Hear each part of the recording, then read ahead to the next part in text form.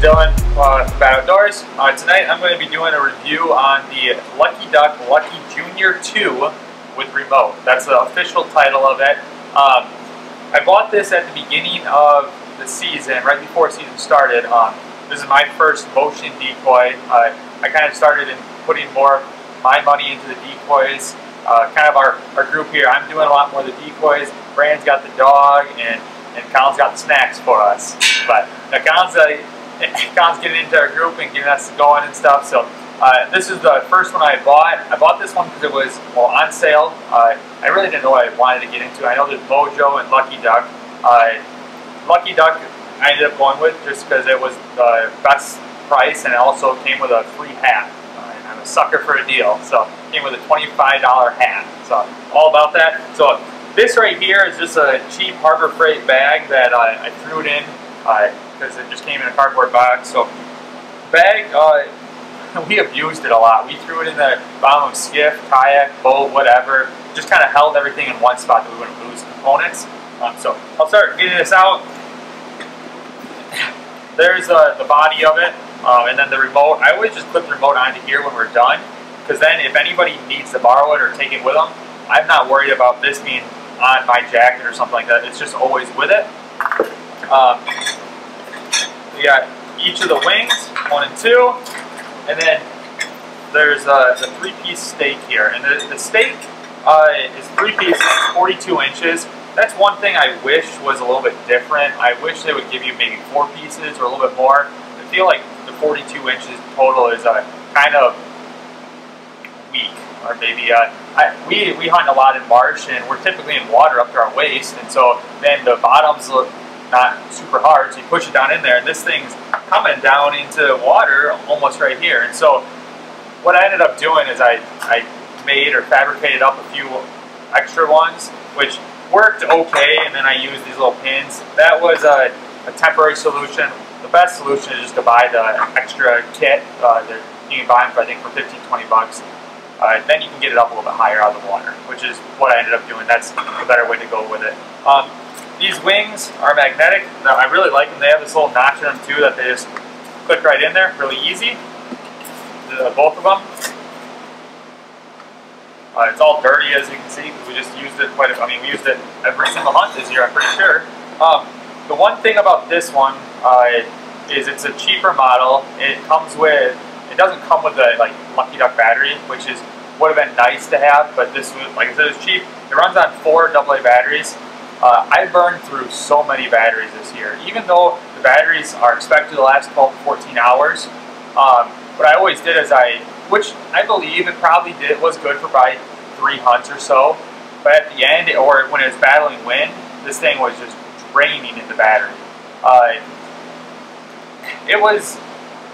And so I always brought an extra set of batteries, and so I always had the batteries in it, the batteries in the bag, and everything got wet and cold and messed up, and then these batteries are good and those batteries are bad, and it was just a nightmare. So what I ended up doing right at the end of the season, I bought just rechargeable batteries, and so now it's going to be kind of acting like a little bit higher end one where it comes with a big 6-volt battery. So because when I get home, I can just take this out, put these batteries on the charger, which just plugs in to the wall, and then charge it overnight, and I'm ready to go the next day. We hunted a lot with this, so that's why I said I burned through a lot of batteries. MSRP price on this kit without the batteries, obviously, is $199. Typically, you can get them for about $79.99. That's usually the sale price that goes around, and then every so often they'll throw a free hat in or a Lucky Duck sticker or something like that. So I'll throw the batteries in here. Just take this portion out.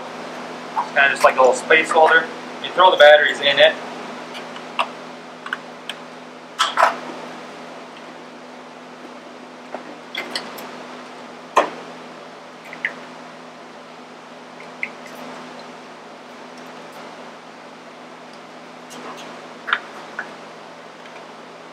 Sits back in this kind of little spacer, and you know it goes in one way because there's a little notch out here where the hole goes in it.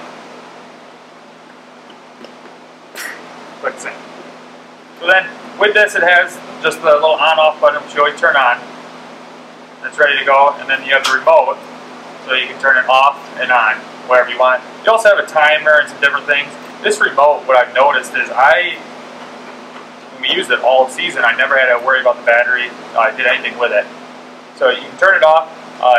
Like I said, we always set it up, get it out there, and then I'll just usually clip it right to a little zipper or on a pocket or something, because whenever the geese are starting to come in, we always turn it off, and then we always have it on for when the ducks are coming in. So it's really a nice setup. And then going into the future, I know I'm going to be buying or staying with the Lucky Duck because these remotes are pairable, so you can set up all of your Lucky Ducks on one remote, and then you don't have to have multiple. So now that I got into the Lucky Duck once, I guess I'm going to be staying. I'll be a Lucky Duck guy probably forever, which is okay. And so I'll throw this stick together quick. It's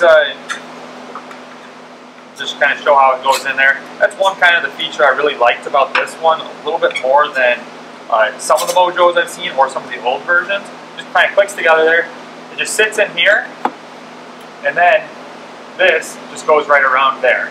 So it's really easy to set up out in the water, and it just works good. So kind of a little bit of a story, a little side here of how easy this really is to get together. Kind of like I was showing you that it's super easy to do this. This kind of shows how it was easy, but it's also kind of a pain in the butt with these other batteries. This was before I started doing rechargeables. There was a day where we went out and the wind was just howling. I bet it was 15, 20 mile per hour winds. It was brutal. I don't think I've ever been that cold in my entire life. And we didn't put this out right away because we got out there touch late, and we were trying to set up in a new spot that we haven't typically sat in. And so we decided the birds weren't working in the best. So after about an hour, we decided to put this out. And so I had to then go into the skiff, grab the bag out.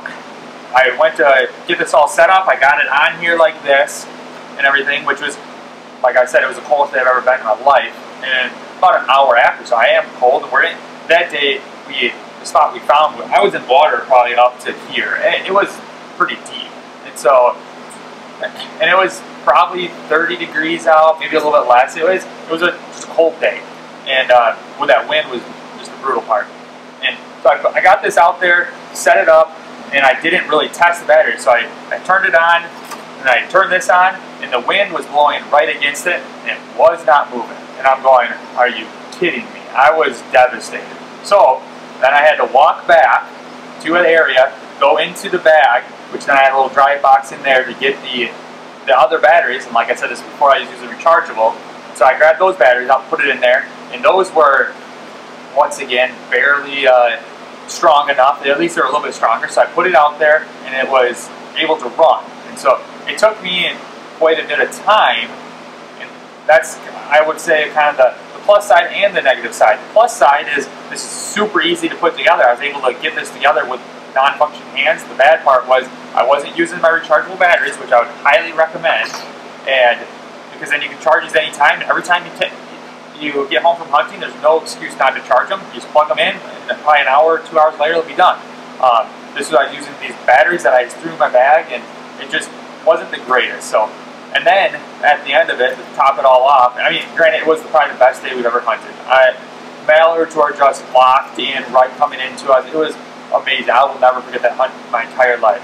But my hands were then completely frozen. We were beat up by the wind for the last 3-4 hours. We walked up there to get this out, and my hands were not working at all. So luckily, this button on the bottom, I just left this. The button on the bottom is big enough that you can use your non-functioning whatever, what do you call it, a hand at that point, just hit it, and it turned off. And then I think at that time I just threw this into the kite because I couldn't take it apart. My hands just were not working at all.